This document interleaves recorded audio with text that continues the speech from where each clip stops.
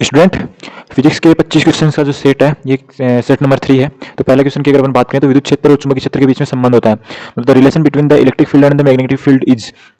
Explanation देखते हैं अपन। जो इलेक्ट्रोमैग्नेटिक वेव्स होती है उसमें रिलेशन क्या होता है, जो स्पीड ऑफ द लाइट है उसको अपन इस टाइप से डिनोट करते हैं, ठीक है। और इस टाइप से डिनोट करते हैं। फिर यहाँ पे म्यू नोट क्या है, म्यू नोट होता है आपका शून्य स्थान पर चुंबकीय पारगम्यता, यानी जो निर्वात होता है उसमें चुंबकीय पारगम्यता। और एप्सिलॉन नोट होता है ये विद्युत पारगम्यता होती है एप्सिलॉन नोट में। तो आपको एक चीज पता होगी, ई बटा बी बराबर होता है सी, ठीक है। और सी का मान मेरे को पता है क्या है, वो है 1 बटा म्यू नोट एप्सिलॉन नोट, ठीक है। तो यहां से क्या निकल के आता है,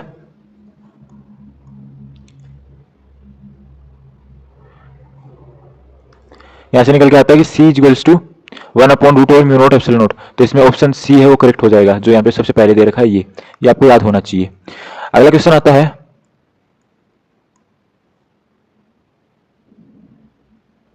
कार्नोट इंजन पे आता है कि जो सोर्स टेम्परेचर है कार्नोट इंजन का वो 727 डिग्री सेंटीग्रेड है। तो आपको इफिशियंसी बतानी है इंजन की, if the sink temperature is 27 degree centigrade.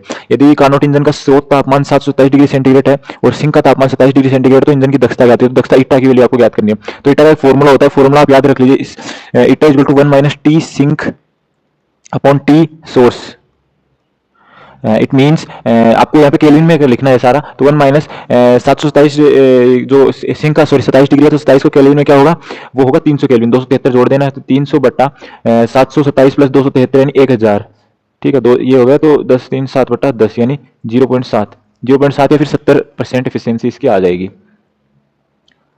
Question number 3 की बात की जाए तो satellite moving in circular orbit around the earth has total kinetic plus potential energy E naught, it's potential energy will be. आपको बताया गया है कि एक सैटेलाइट है, यानी वो अर्थ के चारों ओर गोलाकार कक्षा में चक्कर लगाता है, जिसकी कुल ऊर्जा ई नोट बताई गई है, जिसमें गतिज और स्थितिज दोनों। तो आपको स्थितिज पूछी है, ठीक है। तो आपका को पता है टोटल एनर्जी होती है E is equals to kinetic plus potential, ठीक है। वो होती है minus G M upon 2r होती है।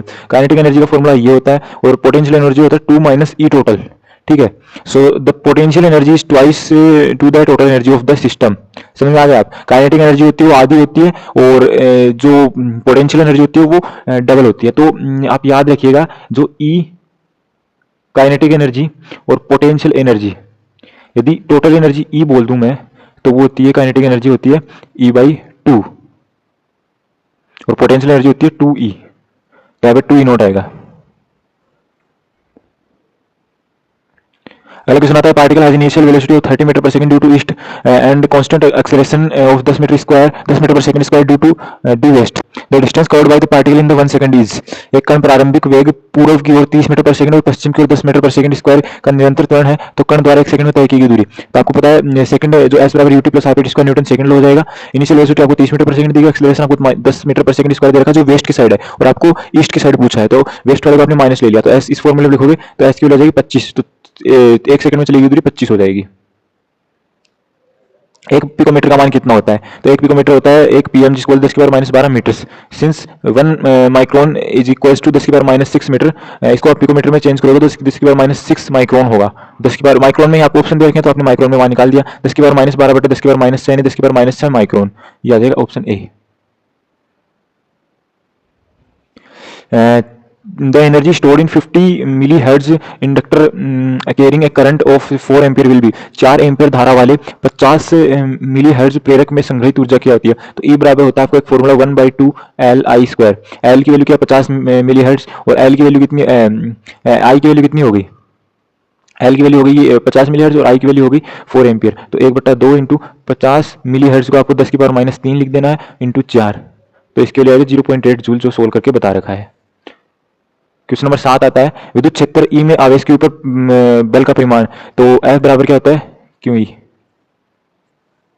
छोटी क्लास में पढ़ा होगा आपने 11 12 में। A liquid drop tends to assume a spherical shape because of. एक तरल बूंद गोलाकार आकार ग्रहण करती है, ये होता है किसके कारण, पृष्ठ तनाव के कारण, सरफेस टेंशन के कारण। आइसोथर्मल प्रोसेस की बात की जा रही है, कौन सी शर्त आवश्यक है, तो the wall of the container must be perfectly conducting to take place of an isothermal process, यानी कंटेनर की दीवार को पूरी तरह से संचालित होना चाहिए। क्या होना चाहिए, अगला इसमें ऑप्शन आता है the process of expansion and compression should be very slow in conducting container. विस्तार और संपीड़न की प्रक्रिया बहुत धीमी होनी चाहिए। जी बिल्कुल सही है, दोनों ऑप्शन एकदम सही है।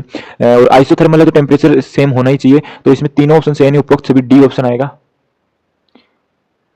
जो आप इसमें देख सकते हो कंटेनर की दीवारों को गर्मी के आदान प्रदान की अनुमति देनी चाहिए ताकि तापमान स्थिर रहे। प्रक्रिया धीमी होनी चाहिए ताकि उसमें संतुलन बना रहे। स्थिर तापमान तो रहता ही है। अगला क्वेश्चन आता है एक आवेश क्यू को त्रिज्या आर के एक वृत्त के चारों ओर केंद्र पर रखे क्यू के चारों ओर ले जाने के लिए किया गया कार्य, यानी the work done in carrying a charge Q once around a circle radius R with charge Q placed at the centre will be. तो एक आवेश को दूसरे आवेश के चारों वृत्ताकार पथ में ले जाने के लिए किया गया कार्य शून्य है, क्योंकि स्थिर विद्युत की बल एक रूढ़िवादी बल है। एक बंद पथ में रूढ़िवादी बल द्वारा किया गया कार्य हमेशा शून्य होता है। इसको आप इस प्रकार से समझिए कि एक बंद स्फेरिकल आपने वृत्त के चारों ओर केंद्र पर क्योंकि चारों ले जाने में किया गया कार्य हमेशा जीरो होता है। आप याद रख लीजिए, क्योंकि इस साइड जितना बल लगेगा उतना उस साइड लगेगा, मतलब अपोजिट साइड में बल होगा उसका वैल्यू सेम होगी, तो जीरो होगा ये। अगला था Zener diode is mostly used as, तो वोल्टेज रेगुलेटर के लिए जेनर डायोड का यानी वोल्टेज नियामक के रूप में जेनर डायोड का उपयोग किया जाता है। स्थैतिक घर्षण की इकाई क्या है, तो स्थैतिक घर्षण की इकाई होती है M1L1T-2। क्वेश्चन नंबर 13 आता है दो आवेशों के बीच में बल F है, यदि आवेशों के परिमाण को समान रखते हुए दोनों आवेशों के बीच की दूरी को आधा कर दिया जाए तो बल क्या होगा। तो कूलम्ब फोर्स क्या होता है, F होता है वो व्युत्क्रमानुपाती होता है R स्क्वायर के, और एफ डैश क्या होगा, व्युत्क्रमानुपाती होता है R/2 हो जाएगा स्क्वायर, यानी 4F इसका आंसर आ जाएगा, पहले का 4 गुना आ जाएगा इसका आंसर। क्वेश्चन नंबर 13 आ गया। क्वेश्चन नंबर 14 की बात करते हैं। यह आता है आर प्रतिरोध के तार को 10 बराबर भागों में बांटा जाता है, तो इन भागों को समांतर क्रम में जोड़ा जाता है, तो समतुल्य प्रतिरोध क्या होगा। तो समतुल्य प्रतिरोध होगा आर डैश, यदि आर 10 भागों में बांटा जाता है तो प्रत्येक का क्या हो जाएगा R/10 हो जाएगा, और फिर 1/R डैश इस हिसाब से निकालेंगे तो 10/R यानी R/100 इसका आंसर आ जाएगा टोटल। निम्नलिखित में से कौन सा सिंपल हार्मोनिक मोशन का एग्जांपल नहीं है। मोशन ऑफ ए स्विंग होता है, तो motion of A bungee jumping ये नहीं होता, motion of the blades of A fan ये नहीं होता, ऑल ऑफ द अबाउट ये भी नहीं है, तो सी ऑप्शन है इसमें इसका एग्जांपल नहीं है। क्वेश्चन नंबर 15 के बाद में चलो 16। If a liquid does not wet a solid surface then its angle of contact is, यदि कोई तरल ठोस सतह को गिला नहीं करता तो उसके संपर्क का कोण कितना होगा। एक्यूट न्यून कोण, ऑब्स्ट्यूस यानी अधिक कोण, राइट एंगल यानी समकोण, नन ऑफ दीज। तो ऑब्ट्यूस यानी अधिक कोण होता है, अधिक कोण यदि बनाएगा कोई तरल तो वो उसकी सतह को गिला नहीं कर पाएगा।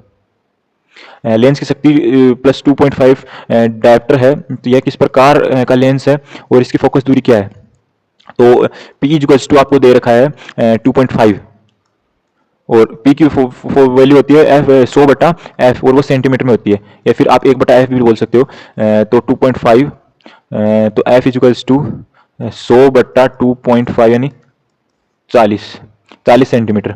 40 सेंटीमीटर के दो है, कॉनकेव और कॉन्वेक्स, तो कौन सा लेंस होगा। तो पॉजिटिव जो पावर होती है वो कॉन्वेक्स लेंस, कॉन्वेक्स होता है, इस लेंस को दर्शाती है वो उत्तल लेंस। किस विकिरण की सबसे अधिक भेदन शक्ति होती है, अल्फा, बीटा, गामा, या फिर सभी की समान होती है। तो गामा की होती है वो सबसे अधिक होती है, फिर बीटा की, फिर अल्फा की। समान तो होने का कोई चांस ही नहीं है। एक आवेशित कण स्थिर वेग से गति करता है। A charge particle is moving with a constant velocity, then which of the following is correct. यह केवल अपने चारों विद्युत क्षेत्र बनाता है, नहीं, ये अपने चारों विद्युत क्षेत्र नहीं बनता, एक दिशा में विद्युत क्षेत्र बनाता, तो ये ऑप्शन तो गलत हो गया। ये अपने चारों चुंबकीय और विद्युत क्षेत्र, बिल्कुल चारों ओनली विद्युत क्षेत्र नहीं, चुंबकीय क्षेत्र भी बनाता है, चुंबकीय तरंगे नहीं, विद्युत और चुंबकीय क्षेत्र दोनों बनाता है, तो ऑप्शन 20 में एकदम करेक्ट आंसर होगा। क्वेश्चन नंबर 20 आता है यंग के द्विस्लिट जो प्रयोग है, द्विस्लिट इसमें जो स्लिट है, झिर्री की चौड़ाई है वो 1:4 है, तो इनसे आने वाले प्रकाश तरंगों का आयाम का अनुपात क्या होगा। तो आई आपको पता है ए स्क्वायर के समानुपाती होता है यंग के द्विस्लिट मॉडल में, तो A1 A2 का जो होगा वो होगा रूट और I1 I2, और I1 की जो दे रखी है आपको वो है यहाँ पे, हाँ 1:4 का रूट यानी 1:2। 21 का क्या है, gas of 240 millilitre is heated from 27 degree to 227 degree centigrade, what will be the new volume if the pressure is constant. 240 millilitre की गैस को 27 डिग्री से 227 डिग्री सेंटीग्रेड तक गर्म किया जाता है, यदि दाब नियत है तो इसका नया आयतन मिलीलीटर में क्या होगा। तो इसमें आपको चार्ल्स लॉ का यूज करना है, तो V1/T1 बराबर V2/T2 आप जानते हो चार्ल्स लॉ के अकॉर्डिंग। तो केल्विन जो टेम्परेचर है उनको केल्विन में कन्वर्ट करना है, तो 300 डिग्री और 300 केल्विन और 500 केल्विन हो जाएगा। तो नया आयतन v1 बटा v2 is equals to t1 बटा t2, t1 t2 की वैल्यू रख के v2 जो है नया आयतन, उसका आंसर आ जाएगा जो आएगा 288 मिलीलीटर। अगला क्वेश्चन देख लीजिए आप, इसे अगला क्वेश्चन बताता हूं मैं। अगला क्वेश्चन आता है, two charge are placed in vacuum at a distance of r apart, the force between them is f, if copper is introduced between them the force will be. निर्वात में दो आवेशों को r दूरी पर रखा जाता है, उनके बीच बल f है, यदि उनके बीच तांबा लगाया जाता है तो बल क्या होगा। ठीक है, तो ऑप्शन इसमें क्या है, 3f 2f 0 इंफिनिटी। तो यदि दो आवेशों के बीच में कोई मेटल रख दिया जाता है तो उनके बीच में लगने वाला फोर्स डायरेक्टली 0 हो जाता है। आदर्श तरल पदार्थों की कठोरता का मापांक होता है, modulus of rigidity of ideal liquid is 0। किस प्रकार की तरंग ऊर्जा स्थानांतरित नहीं होती, in which type of wave energy is not transferred, stationary wave, स्थिर तरंगे।